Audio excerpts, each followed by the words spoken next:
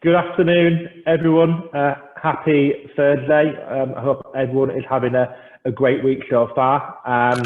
You'll notice as you join that you'll be on mute and your video access will be turned off. I'd really appreciate it if you could keep it that way, please, just to avoid any kind of background noise and distractions. I've been on a few webinars now where dogs and Amazon delivery drivers have interrupted the session, which is always amusing. Quick introduction. So I'm Matt Wood, Managing Consultant at Fruition IT. For those of you that don't know, Fruition IT, we are a specialist IT digital and change recruitment business based in Leeds. Welcome to our live webinar with Ivor at Infinity Works. We've been hosting a series of webinars over the past 20 or so weeks now, or however long we've been in lockdown. And the response and attendance has been incredible. So thank you to everyone who's been part of that so far. I'm very pleased to introduce Ivor Caldwell, who's engineering practice lead from Infinity Works, who are based in Leeds on Wellington Street. And Ivor's here to talk about how to avoid the quality police, which I'm really looking forward to. For those who don't know Infinity Works, they are a tech-driven digital transformation consultancy. Best known really for delivering high quality software solutions at speed. They've been on an absolute incredible journey over the past 6.5 years, something that I've been following very, very closely. They've grown from four founders in 2014 to over 400 employees spread across 4 offices in the UK, so Leeds, London, Manchester and Edinburgh. And they are listed by the Financial Times as being one of the UK's leading consultancies. So massive achievement to everyone who's part of that business. So what I'll do now is I'll hand you over to Ivor. If anyone does have any questions, we're going to leave questions until the end. If people do have any questions or any comments, there's a chat box at the bottom of your screens if you want to insert any questions or comments in there, and we'll come back to those at the end. So Ivor, over to you. Hi there, thanks Matt. So let me just share my screen and get started. So yes, I'm going to talk about, well, I wrangled over the title a little bit, ended up deciding it, how to avoid the quality police, which has got a little bit of a, sorry about that, little bit of a kind of intentional double meaning. So I guess if you've worked in teams where in companies with kind of big governance structures, it can feel a bit like you're wanting to avoid the quality police. As a company, we wanted to avoid creating or being the quality police. So really, I guess what I'm talking about is our journey in creating what you might call a governance framework, but done in an Infinity Works way, done in a way which is sympathetic and in tune with the culture and the ethos of the company. So the initial ask was, pretty high level and far reaching, ensure the quality of all engagements across the whole company. Okay, how the heck do you do that? And how do you do it in a company which is, not small anymore? So more than 400 staff, most of whom, more than 350, customer-facing consultants, engineers mostly, testers, business analysts, user researchers, a whole mix of different people and different skills, across 60+ teams, and spread, across more than 35 different engagements. So each of these different engagements has their own technical and product portfolios, priorities, their own culture, their own politics. And in a lot of cases, we don't have the remit to make changes. We can't just mandate what should happen. We need to influence and advise. So in a lot of cases, we are not fully in control of quality. So how do we kind of ensure it in that landscape? And in a company that's growing, almost 70% growth year on year, it's not small now, and next year it's going to be even bigger. So it needs to scale. Whatever we do, it needs to fit in, it needs to scale. So I talked a bit about our culture there. And sorry, a bit to talk about our culture, the history of where we got to where we are today. So a little bit of a kind of previous efforts of ensuring quality, quite a bit of detail about where we are today and what we're doing now, where we found ourselves, and a little look to the future at the end. So culture, everyone talks about culture, and a lot of what you'd see here is exactly what you expect from a company that's known for no nonsense technical excellence, full stack, full cycle, non-functionals, lean and pragmatic. But it also reflects our no nonsense approach to running the company and delivering for our customers. So independent and autonomous teams and individuals, low hierarchy and low management. So our colleagues rightly want to be convinced any process that we'd add brings them real value to their teams and good use of their time. They welcome opportunities to improve, but it has to be in a way that helps them get their work done well, not something which gets in their way. So that's the kind of background. It's a little history lesson. So we started back in 2014, give or take. Started slightly before that. That's when it properly kicked off. And it was pretty small. I joined in 2015. By that point, it was 50 people. So it was getting a bit bigger. And in the early days, it was, just quite a small number of really quite experienced people, people who knew what good looked like and talked to each other enough that they kind of ensured it by default. So things didn't really go wrong because by default people were just talking to each other all the time and checking that things were going right. And then we grew quite a bit, and it didn't quite turn out like the Wild West, but it at least got a little bit less consistent. So we had some near misses. We didn't have the support and challenge that we'd naturally have when we were smaller. We just hadn't kind of grown up and put those structures in place in a way that scaled quite as the company had scaled. So we needed to fix that, right? So we introduced a new role. We introduced the engineering practice lead role. And, these were people who definitely knew what good looked like and could go and speak to teams and figure out how they're doing and kind of advise on how they could improve. And it was really well intentioned, but it did sometimes feel a bit like you're getting a grilling and you're being given some advice that you probably should take. And it didn't always sit well, it didn't fit. And it wasn't scalable, having a small number of people trying to cover all of that and trying to turn up and think off the top of their heads what the exact fix that was needed for that team was, is a hard thing to replicate and it's a hard thing to scale. So bit by bit, we've iterated on that. And we've ended up with something which is a bit more repeatable, put a bit more emphasis on self-serve and support and challenge rather than inspect and advise. So let's talk a little bit more about that. So we created a framework, bit by bit. It looks very fully formed now, but it didn't start out this way. We had some fairly clear ideas about what we wanted to achieve with it. So we wanted it to be an objective measure of what good looks like, not just some opinionated view from whoever expert was coming along to work with the team on that particular day. We wanted that to be owned by the community. So it wasn't just one person's idea of what good looked like. It was something that everyone could sign up to because they could all have a say in it. We wanted the whole thing to be self-serve and driven by the team, so bottom up, not top down. And we wanted it to be something that people really invested in. So it didn't want to feel like passing a test. It wanted to feel like being inspired to improve. And we wanted to focus on that support and challenge, so driven by the teams, but still with some outside, supporting in figuring out, you've got a problem, so what can you do about it? Being able to provide, on the ground support sometimes if necessary, and being able to challenge a bit. So saying, we'll go into more detail, but I guess being able to just ask some pointed questions to figure out if things are quite as good as the team thinks they are, or if they're maybe missing some areas. Scalable and repeatable, really important for us as we grow. This needs to be something that's baked into everything we do. Open and honest, so that's one of our kind of core values as a company, and we'll see how that comes out in what we're doing now. And lean, above everything else, it needs to be good use of people's time. It's not just something that we can show the auditors, although it is that. It's something which actually provides value and is good use of our clients' time and our time, and adds real value. And we wanted some visibility, centrally having some visibility, so we can direct help where it's most needed, fill the gaps where they're most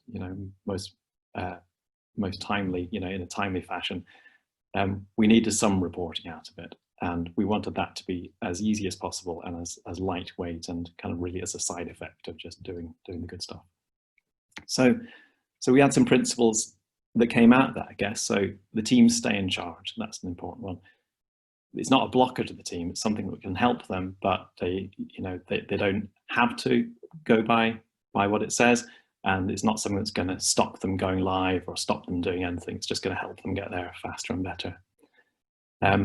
It's not something that's going to exert direct control in the same way. It's something that's going to, be an objective view what good looks like and some advice to go with that, but not a controlling thing.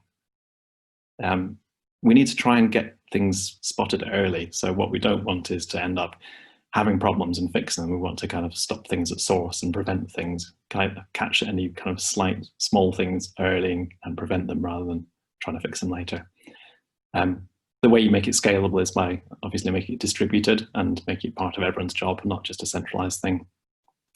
And this is actually something, this next one, which came out of the early days where we actually had kind of more delivery focused people and more technical focused people. And what we increasingly discovered, which will be no surprise to anyone, is those two are not separate things. They're hand in hand. They need to go together. We need to have a joined up conversation between technology and delivery, and a delivery problem's usually got a technical angle and vice versa. So joined up thinking rather than silos.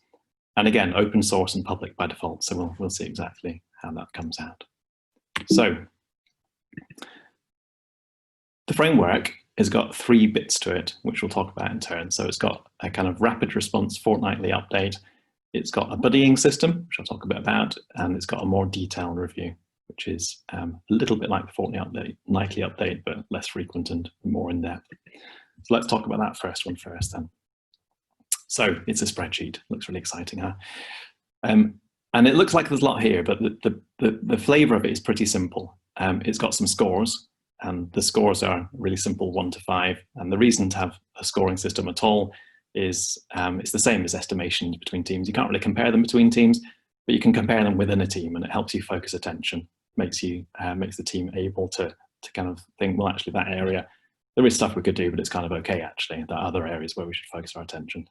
So the scores are one aspect, and the other aspect is it's all focused about the action. Well, that's fine. It doesn't matter. It doesn't matter if your score is good or bad. If you're not going to do anything about it, it doesn't really matter, does it? It's focused about what improvement action you can take. So yeah, all about the action.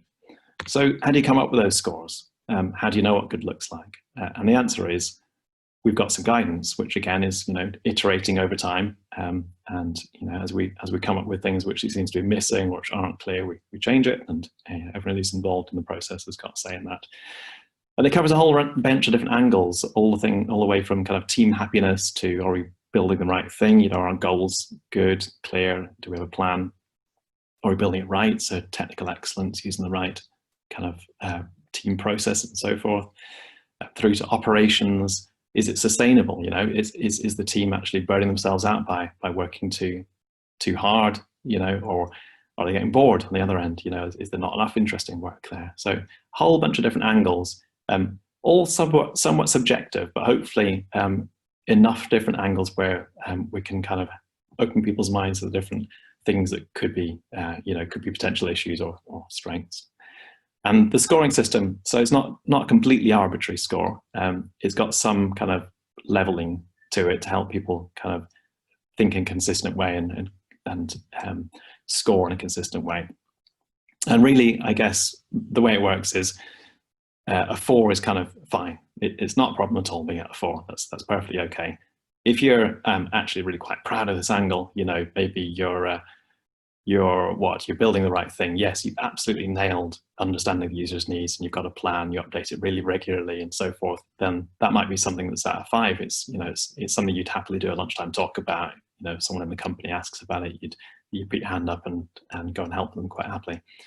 Anything below a 4 is some amount of work to do, and it's not an indictment of the team at all. Could be for any number of different reasons. Could be something you've inherited. Could be something where your priorities have just shifted for whatever reason, because there's some problems or there's just stuff to do still because you're early in the stages of the process. The score goes down. It's just, again, to highlight where you want to focus your attention. So here's some examples, of only tiny bit anonymized real examples I've lifted out of assessments that teams have done themselves. So building the right thing. So yeah, no roadmap, customer needs are not fully understood, success metrics are too long term. Okay, right. So what are we going to do about it? It's, you know, it's not something we can just say, well, oh dear.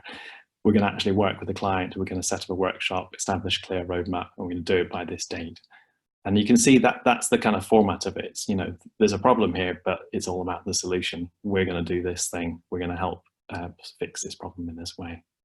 And it's across all the different angles, as you can see. It's not an engineering thing. It's not a delivery thing. If we've got, you know, and it's not calling out just the problems. You know, it's good to call out the good stuff as well, and celebrate that. So that's the fortnightly update. Surfaces known issues. So it's not deep enough dive to be able to kind of spot things the team isn't really aware of themselves already. It's got enough structure to it that they can completely do it autonomously. They don't involve anyone else. They just self-score, and there's enough there to kind of help them think what things they're already aware of, so they can raise a flag on that. It's really good at driving action, and it's really good at doing so fast because it's done every fortnight, so it's a rapid response. And like I said, tech and delivery in one conversation. So that's the kind of key features of that fortnightly update. So that's been a really useful thing for us. We've had that running across the whole company for the last few months, and we had it running for a while longer in our Leeds office. We kind of rolled out across the whole company, and it's amazing what a difference it's made in terms of being able to focus attention on fixing things that are just starting to go a little bit awry. So that's the fortnightly update. That's kind of part one of the whole thing. Buddies, how do they fit into it? So this is a thing we've iterated on a couple of times, and this is our current flavor of it. And so each of our teams has a technical lead and a delivery lead, and that could be one person, it could be two people, it could be more than two people, it depends a bit. But we've got those two angles covered in some shape or form in each engagement. And those two angles, you know, they're a joined up thing, but they are somewhat distinct in that you can kind of cover them with people with different skill sets in some cases. And what we've done is every engagement has a buddy in each of those angles. And again, sometimes that's one person covering both things. More often it's a couple of people, one who's got more of a kind of ways of working focus and one who's got more of a technical focus. And it's a regular catch up, practitioner to practitioner, so peer to peer. You know, it's not hierarchical in any way, but it is a kind of support and challenge thing. It's not just a happy chat. It's a regular thing where you get an outside perspective and a space to reflect as the team, as the leads of the team. But you also get some outside challenge. So, you know, asking the question of how's your roadmap's not really going to cut it. Asking to see your roadmap and asking some specific questions about it, and be able to lend your own experience to be able to identify, you know, potential other ideas for solving things. That's the way that works. So the fortnightly update is definitely a basis for a conversation quite often, because they meet at the same cadence that's updated, and it's helped kind of turn general worries into concrete action to fix things quite a few times. But it can go deeper than that as well, and it can really get a bit more under the skin, a bit more the things that aren't being surfaced by that set of questions can be brought out in this. So yeah, that's our kind of scalable support framework, is the buddy system that we've got. And then final parts, actually the thing that came first out of all of this, where it all started really, is a much more detailed and less frequent review. So it looks a bit similar to the kind of the fortnightly update, but we tend to do this kind of more like every quarter or so, and it varies a bit. So certainly when new projects are starting, it's a good time to do one. So we try and do one kind of about a month into new delivery. You know, they've sort of figured out some of the tech decisions, but probably not all of them. Some of the plan, but probably not all of it. The team's still gelling. It's still malleable enough that you can kind of set off in the right direction by doing a review. When things are in steady flow, about every 3 months is about right. And then as things come to kind of critical landmarks, like a first go live release, for example, it's a good time to do them a little bit more regularly then, potentially as well, just to make sure the focus is on all the right things to be lined up for that. So I've said here it's a broad and deep review, and you can see the number of different angles we we look at here, and in a second you'll see some of the detail we go to in each of these sections. This is a bit different to the fortnightly update in that we seem to find value from doing this within a kind of facilitated way, having someone being able to, you know, use the question set that we've got that we all agree on, but also with enough knowledge and experience to be able to kind of spot when there's something that's maybe not quite coming out in the conversation and be able to push on that a little bit more, or to think a bit bigger and to kind of think, you know, well, so is a problem actually that, you know, there's problems in other teams or the whole structure set up in the wrong way. So facilitated, that seems to provide a lot of value for this. And yeah, this is more focused on finding things the team's not really quite aware of yet, leading them through a thought process where they can kind of find areas that have just not quite had their focus so far. Same as before, scores are there to focus attention. It's the same scoring system.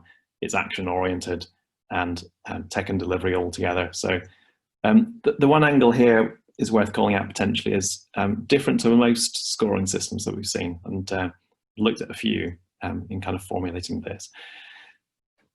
We recognise that teams don't just deal with one thing. So we've got quite a few angles at the top that are to do with kind of team or project level things like how you're handling your external dependencies. Does your technology decisions make you go fast? How do you make decisions? How do you track risks and issues? But then a lot of the more specific questions around kind of code quality or testing and so forth tends to be that actually some areas of the system are better than others. You know, it might be that a bit's just brand new, or it's, you know, it's the bit you inherited from some other team. And it's useful to be able to call that out. So we've got these kind of split out component by component scores for all those angles at the bottom, which seems to work quite well.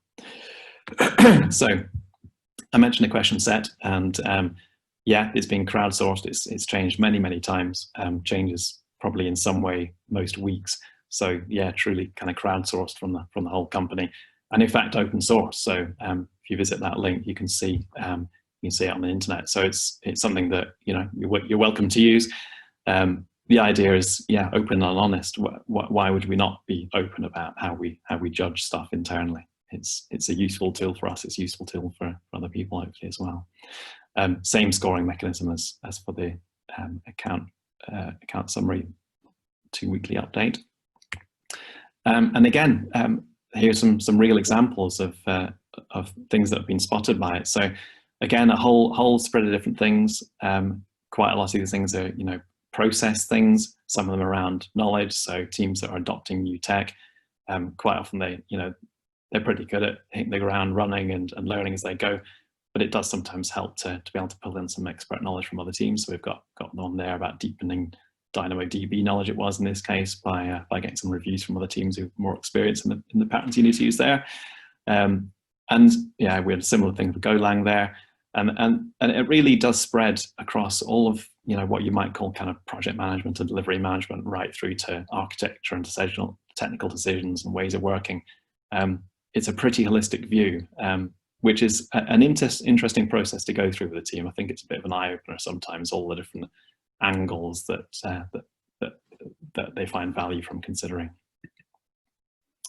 Right, so what next? We've iterated a few times to get to here. There's a lot of prehistory I haven't included here, where we had a kind of different flavors of some of these reviews, different flavors of buddies and so forth. And I guess where we are just now is we're doing all these things in our biggest office, in the Leeds office. And the fortnightly updates we're doing across the whole company, I've been doing for a few months. We're just starting to do buddies in other offices, so they're kind of all in place in Leeds. Manchester and London are starting to line up buddies for their teams, because, you know, they see the value in that kind of that peer-to-peer support and be able to scale the whole process.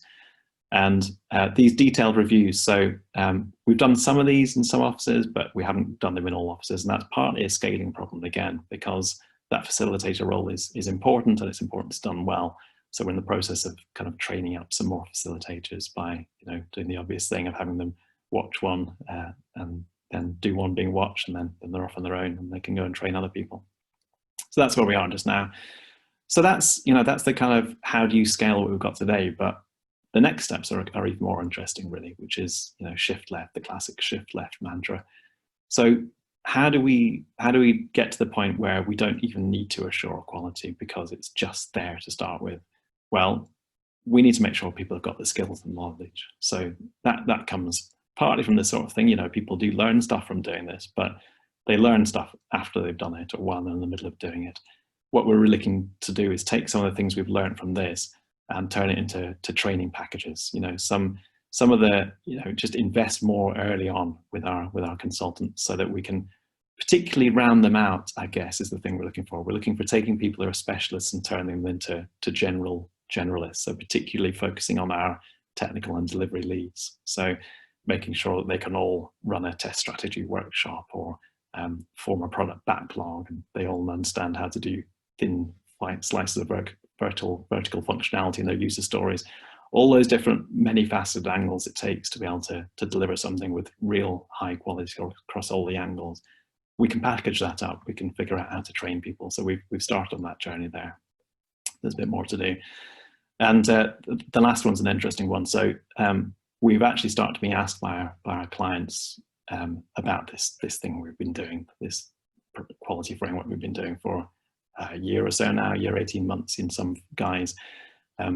It's something they're starting to see value of from us doing it with our teams. And so potentially this might turn into something we kind of have as a service, you know, packaged up and ready to go. Interestingly, I'm working with a client just now, actually, kind of putting in place a lot of the same stuff for them. And, you know, unsurprisingly, there's a lot we can just borrow from this framework, as well as some other things they've got internally. So it's quite reusable just now, but the aim is to make this fully reusable and fully generic, so it could apply to anyone and be picked up by anyone. So a bit of a whistle-stop tour. And I guess, you know, the general mantra is just keep improving, keep expecting things to change because things do change. So yeah, in formulating the kind of similar but slightly different framework for the client I'm working with now, I actually quite like that one. I like it a bit better. We've learned from some things that potentially we could simplify even more and streamline a bit more. So yeah, there's always room for improving these things. So that's what we're doing, keeping going with that. So I've lost a slide. Seem to have lost the slide that has my contact details, but anyway, so that's that. So can we flip back and see if anyone's got any questions about any of those things? There's a question from Neil Flanagan here, Ivor. I'm not quite sure if you can see it, but who are the key players in the process? Who does what? That's a really good question. Okay, so it depends which bit you're talking about, but it tends to be certainly the kind of team leads are absolutely key part of it. Quite often when we're doing both of those different reviews, the fortnightly update and the kind of quarterly detailed reviews, quite often the whole team gets involved actually, or certainly a good chunk of the team. So a good way to do it, we found, is to kind of focus on an area, look at the questions behind that section, just have a quite broad conversation about the different things that people have got kind of to call good or bad, a bit of kind of blind voting, kind of planning poker style voting, which by that point people tend to be quite aligned, but sometimes get some interesting differences and some good discussion. And then by that point we've kind of settled on some actions and some scores. So in that case, I guess it is at least some of the team, sometimes the whole team, sometimes a facilitator, certainly for the detailed reviews. So that's so far been mostly engineering practice leads, which we've got a few of in the company, but could theoretically be anyone. It's not a hierarchical thing at all. It's just someone who's used to doing that. And then we've actually got an internal role, which we've introduced in the last 6 months or so, called managing consultant. Same title you have, Matt, but probably meaning something slightly different, which is someone who's responsible for a set of accounts, you know, ultimately accountable for those accounts. So they're quite a good escalation point for one thing. You know, they've got the ability to help teams act on things that they maybe can't quite do themselves. But they're also quite good point of being able to hold people to account within those teams. So they provide a bit of that kind of support and challenge as well. So a mix of people, but primarily the team themselves is the answer. Okay, hopefully that answers your question, Neil. Question here from Adrian Farnell. So, Do you trend out any of the fortnightly or quarterly spreaders? Does it give you any interesting insights? It's a really good question, and the answer is frankly no, we don't right now. So there's there's a change history because we use Google Docs, so we've got cell level change history, so we can see when things are changing. But to be perfectly honest, things tend to change for so many different reasons in so many different places that we haven't yet. We haven't found a good way to do that yet. It is something that's on our radar to want to do, absolutely. Yes, I think the answer is yes, but we don't want to create lots of work for no benefit. It's not a management tool. It's not a central governance tool. It's a tool for the teams to drive action improvement themselves. So really, the scores are a means to an end rather than massively key factor of the whole thing. Perfect. Thank you for that, Ivor. Good question here from Howard Wild. What were the key success factors of implementing this methodology? So I guess my tech director said to me the thing he wanted most out of it was being able to sleep well at night. So that's one. I think it's delivered on that. Certainly better than not having it in the case we had before. Adoption is a key thing. People actually wanting to do it was a really important thing for me. So I was, to be perfectly honest, a little bit wary of trying to impose this stuff on teams, and was quite tentative introducing it. And in some ways, I think that probably played to its success because people saw that it was being offered to them. And I think going through the process, people have found it valuable enough that they're quite enthusiastic. They tell their friends about it. They want to do it next time. So I think that's a really important thing. It's creating that culture of continuous improvement, which of course we had before, but that kind of always expecting there to be more they can do, and being able to have now a structured way of doing that, which gives them a little bit more than, obviously all our teams tend to run retrospectives, and that's really useful, but it doesn't necessarily get into all the nooks and crannies that something like this can help teams do. Okay, so we've got some questions flooding in now. So Andy Thurgood, you mentioned that potentially the whole team contribute. How much of an overhead does the process carry? Does it sometimes lose priority? Yeah, so the different, we've kind of tried to judge that so that it doesn't take too much time. So the regular fortnightly update, the first time you do it probably will take you an hour or so, to give it some proper thought. Every 2 weeks, it's a 15-minute job to update it. So that doesn't tend to be too much of a problem. The buddies is something where we are at the moment doing a bit of a kind of retrospective check on that to see how it's working. And I think the answer is some people are finding, it's like when teams get busy, sometimes teams drop the retrospectives first. It always feels like the last thing you should drop to me. And it kind of falls into that same camp. I think it's making sure people are seeing the value so that they give it the time so that they can get the benefit of it. Because quite often the time spent on this sort of thing, it repays itself, many times over, I think is my experience. And I think it's a matter of the less experienced teams, and maybe they haven't lived through that, they haven't seen that, so it's just helping them understand that.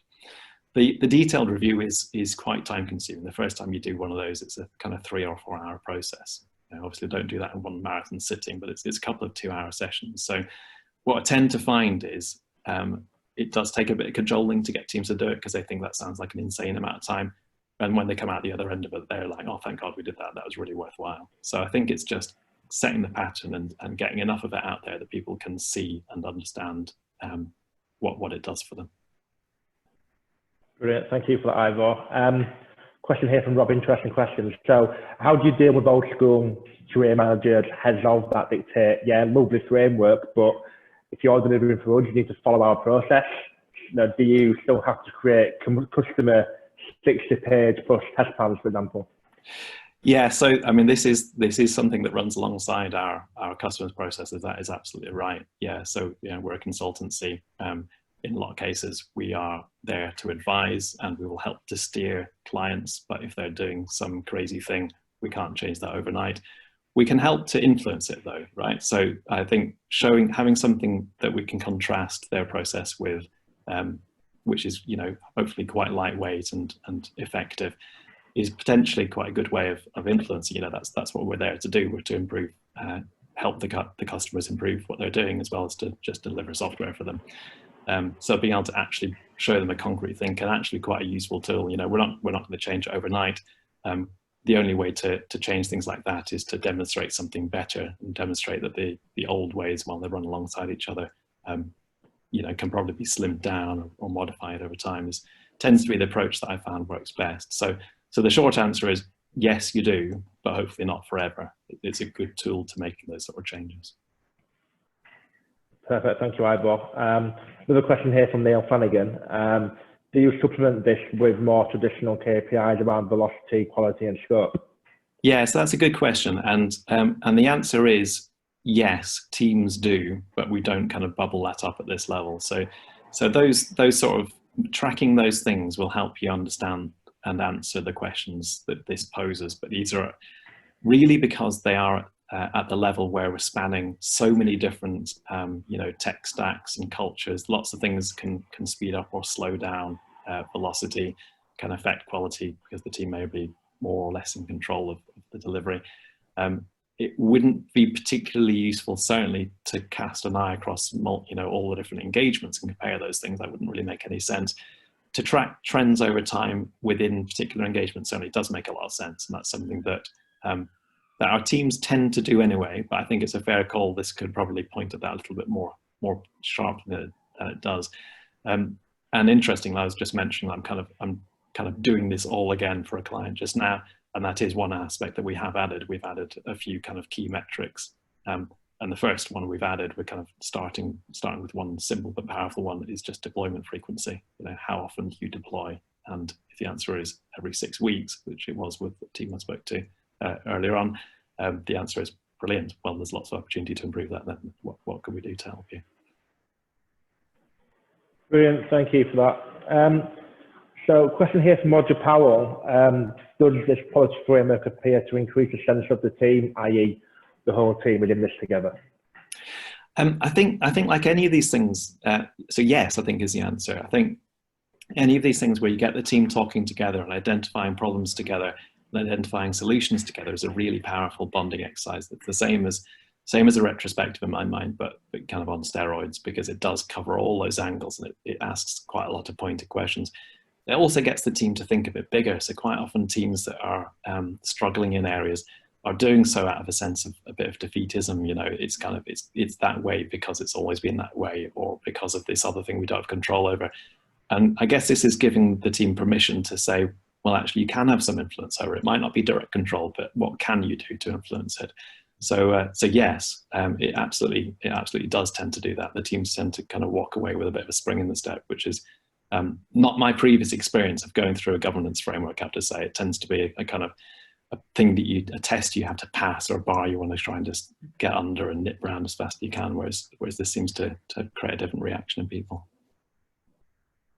Perfect. Thank you for that, Ivor. So another question from Neil Flanagan. So Neil only saw the measures briefly on the screen, but he got the impression that they were possibly subjective. If this is the case, do you find the teams want to give a good impression of themselves and hence are less open to being honest? Good question. Yeah, it's a really good question. And the answer is not often, but it has happened. Yeah, so we have had, I can only think of one case where the scores all came back as 4s or 5s. And that was actually a case where it was not facilitated. The person said, no, it's fine, I understand, I'm going to go and do it. What I found from the facilitation, and that's why I said that's so important, particularly for that detailed review, is you need to create a safe environment. You need to encourage that identifying things to improve is a positive outcome. So that, you know, the measure of success is not how good you are, but how open you are to improving, because there's always things to improve, obviously. I've not seen any team who's come away with, you know, less than half a dozen actions out of these things which they felt were really valuable improvements. So I think it's really a matter about making sure that the team understands why they do it, and that coming out with a set of scores that makes everyone go away is not really, there's no benefit to that because no one's in your face anyway. It's really just a tool to help the team. So yeah, how it's framed and how it's understood by the teams is absolutely critical to making sure that doesn't happen. I've been quite heartened by, I guess, working with a couple of external teams recently in this new client and finding that we can create the same output again, from people who've, potentially been, working the way they've been working for a long time. I've only just joined, so they don't know me from Adam.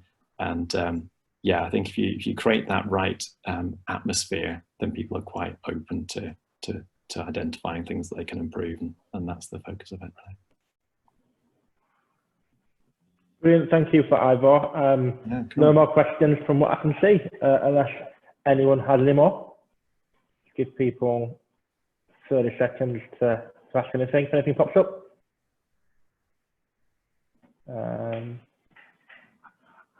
The last one's a little popped on from me. Yes.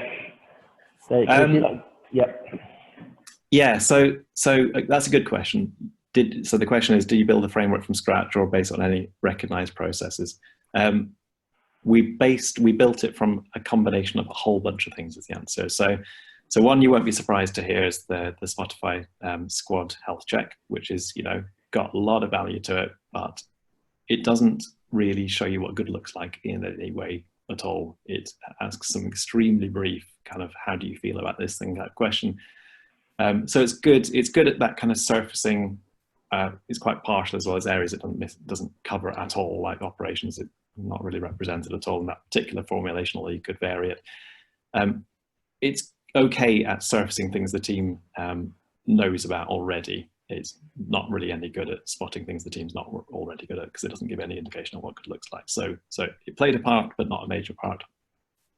It was the whole process originally, although this angle I didn't show because it's something that's kind of fallen by the wayside, originally was kind of based on, I think they call it the Tesla quality framework. There's a talk, if you go and search from it from conference a few years ago, and that's quite an interesting idea of visualizing the quality of your system by drawing a kind of simple boxes and lines diagram and then coloring in the boxes based on kind of happiness scores to do with those boxes.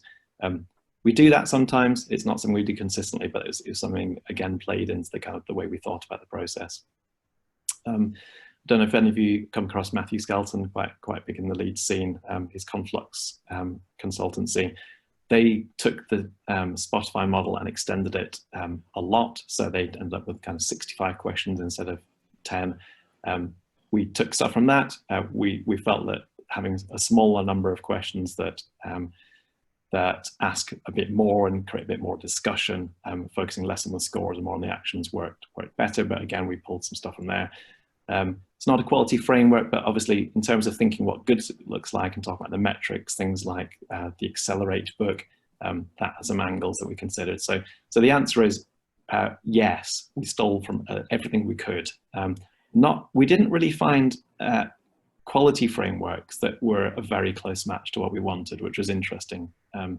But not in themselves, but we pieced together all of the good stuff from a few different things to create this kind of mongrel hybrid. Brilliant, thank you for that, Ivor. I think that's all the questions. I've not seen anything else pop up. So thank you everyone for joining. Hope you enjoyed it. Hope you've got lots of takeaways from that. Ivor, any last comments from you? Just the obvious, I guess. Infinity Works is around in Leeds. We're hiring actively again now. Hopefully, it's given a bit of a flavour of how we operate. We focus on delivering really high quality solutions, but we focus on doing that by looking after our people and developing our people, and that's really what this is all about. So yeah, if you want to know more about any of that, feel free to get in touch with me. I had a slide with some links, but I seem to have lost it. But if you look me up on LinkedIn or whatever else, I'm sure you can find me. Yeah, and we could definitely share details as well for anyone that wants them. So by all means, get in contact with ourselves, and I can pass you Ivor's details. But I know he's on LinkedIn. Don't expect an immediate response though. I know Ivor's got flights booked to Greece. So. I do. Yeah, I'll be off grid for the next 2 weeks. So yeah, that's right. Nice one. Well, thanks for that, Matt. No, pleasure. So thank you everyone for joining us. Hope you really enjoyed it. That brings us to the end of our webinar series over the past 20 weeks or so. We're having a bit of a break now. We'll pick things back up again in September once everyone's had their holidays. So thank you for joining us, and Ivor, thank you again for your time to do this. Really appreciate it. Thanks very much, everyone. Cheers now. Thank you. Bye bye.